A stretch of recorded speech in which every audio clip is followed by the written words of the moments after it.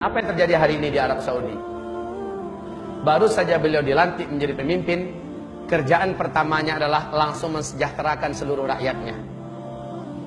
Mensejahterakan seluruh rakyatnya. Seluruh pegawai-pegawai di Arab Saudi termasuk polisi dan tentara diberi gaji 2 kali lipat dari sebelumnya. Satu.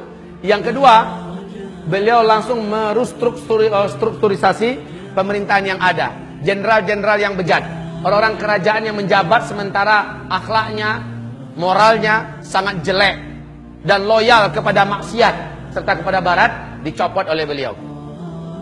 Dua. Yang ketiga yang dilakukannya kaum muslimin yang kami muliakan, dia mengajak seluruh jajaran pemerintahannya jaga sholat 5 waktu tepat pada waktunya. Dan dia memberikan contoh ketika Barack Obama datang dengan istrinya untuk mengucapkan selamat, karena dia yang menggantikan Raja Abdullah. Dunia seluruhnya menyaksikan, betul tidak? Di TV, bagaimana Barack Obama dan istrinya ditinggalkan berdua, temen-menung aja berdua. Kemana Raja Salman dengan seluruh orang kerajaan pergi sholat? Allah Rabbul Alamin menyeru. Sementara ini adalah tauhid dari barat, ditinggalkan di situ. Kaum muslimin yang kami muliakan. Yang keempat, apa yang dilakukan oleh Raja Salman ibadallah? Membebaskan seluruh tawanan-tawanan, khususnya para ulama-ulama yang loyal kepada dakwah sunnah tapi tegas mengkritik pemerintah. Seperti Syekh Dr. Saman Audah, Syekh Safar Hawali. Banyak masyayikh ulama-ulama dibebaskan dari penjara seluruhnya. Para mujahidin-mujahidin yang dulunya ikut berperang dan akan pergi ke Suriah, tapi di masa Abdullah kan dicekal, lalu dipenjarakan, dibebaskan seluruhnya. Subhanallah. Yang kelima yang dilakukan oleh Raja Salman adalah Menteri Agama yang dipecat oleh Raja Abdullah karena begitu kuat kepada Islam dan sangat tajam mengkritik pemerintah, dipecat. Lalu diangkat menteri baru sebagai Menteri Agama. Ketika Raja Salman yang naik, Menteri Agama yang baru dinaikkan ini dipecat oleh Raja Salman. Lalu yang lama itu dipanggil kembali dan sekarang menjadi Menteri Agama kembali. Masya Allah. Yang keberapa lagi? Yang keenam, saat Presiden Sisi datang, yang terkenal melakukan kudeta terhadap pemerintahan resmi Mursi yang terpilih secara demokratis di Mesir, ya, dan membantai serta membunuh 7.000-an orang, membakar hidup-hidup jamaah kaum muslimin atas nama Ikhwanul Muslimin, 300-an orang jamaah, Pak, di alun-alun, di tempat terbuka. Tidak ada dunia yang ribut.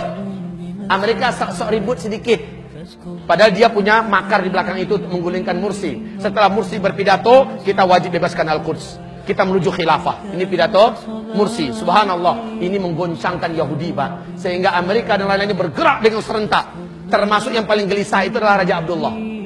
Kemudian ketika Sisi melakukan kudeta, biayanya ditanggung oleh Raja Abdullah.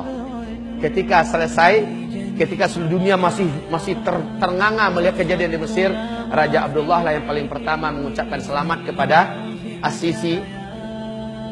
Jadi maaf ini, mana dia ilmu yang diajarkan di mana-mana oleh kawan-kawan kami yang mengaku sebagai salafus soleh di Indonesia ini.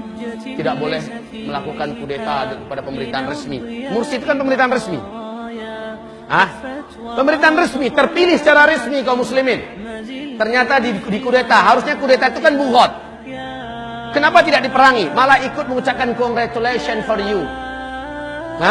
Lalu apa kata Saudi mengatakan dengan gagahnya? Wahai Sisi, jangan cemas. Kalau seluruh dunia menolak kalian, maka kami menerima kalian.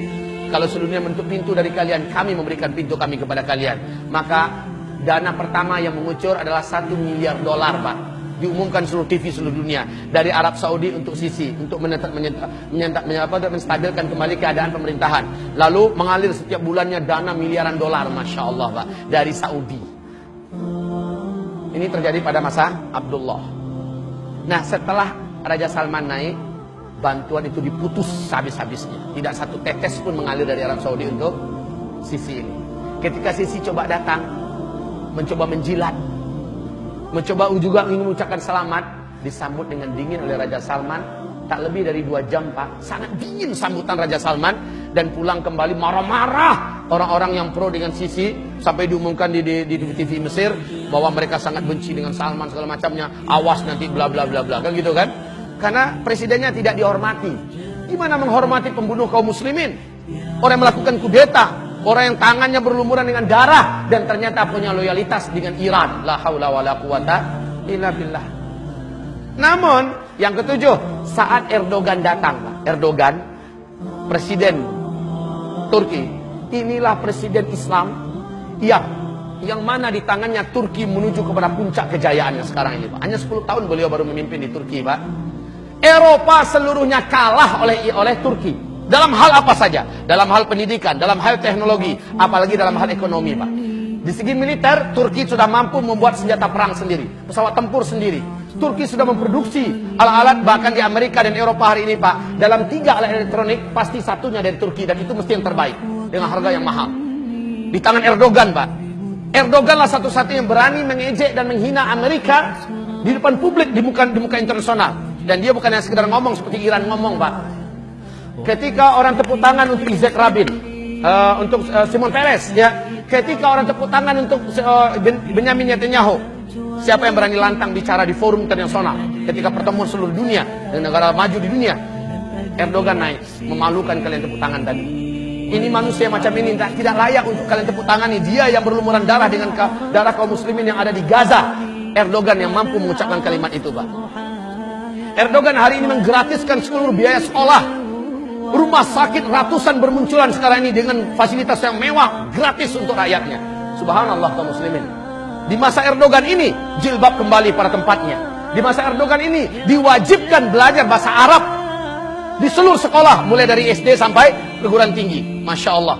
Di masa Erdogan ini, kaum muslimin, hamba-hamba Allah yang kami muliakan, produk-produk untuk diimpor meningkat dengan tajam. Di masa Erdogan ini 3 tahun berturut-turut, maskapai penerbangan yang terbaik di muka bumi, 3 tahun berturut-turut, Turki yang punya. Subhanallah, Pak. Dari nomor 111 Turki, ketika Erdogan naik, sekarang naik ke sampai tingkat 16. Yang termaju dan terkuat di dunia hari ini. Subhanallah.